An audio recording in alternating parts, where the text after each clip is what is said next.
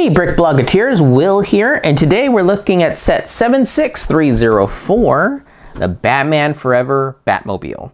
Now this one interested me because I have been picking up a lot of the Batmobiles.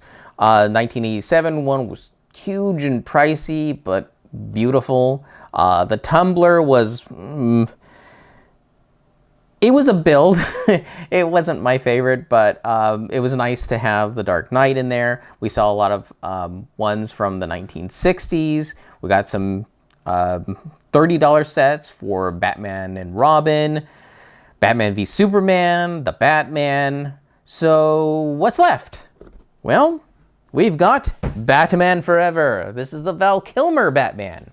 The neat thing about him is he does have a rubbery cape.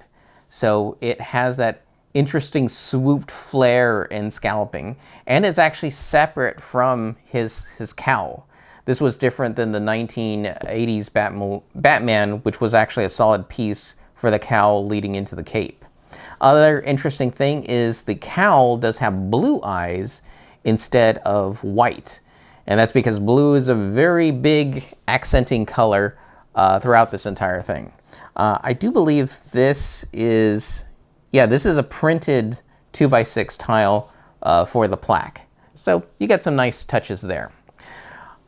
As for the model itself, for $100, this is a pretty fancy, what I'd call icons vehicle. It has some solid Technic builds throughout for creating the skeletal frame structure, and very interesting for this whole center section because it's actually mounted in with clips, and since it's mounted, they actually had to make a movable front hinge to clip in the front so it can actually make up the difference for whatever's not entirely square on the model. With that said, this is great looking. It has tons and tons of detail. For $100, it's fantastically designed.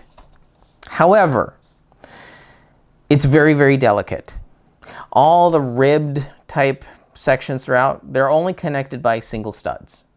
So they can not only pivot easily, but they can also fall off. Same goes for this front tiling with the various swoops. Most of that is just single stud connections, and that if you happen to accidentally push on anything, something's going to pop off.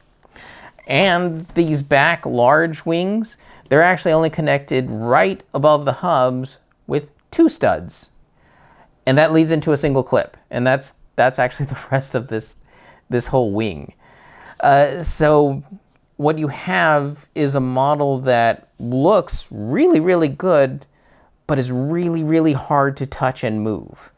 And that's saying something given the fact that when they were building the main structure, like this whole nose cone, this is actually just built sideways and then slotted onto an axle. So it's actually extremely sturdy. And you even have a little front section that opens up for his guns. That's all solid. The frame of this thing, very, very solid. You can see underneath, you make a Technic frame and you build off of it.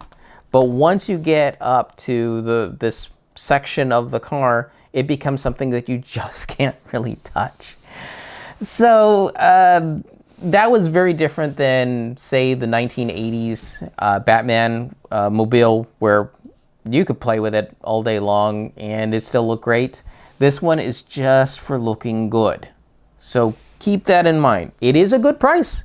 It's less than half what the 1980s Batmobile costs.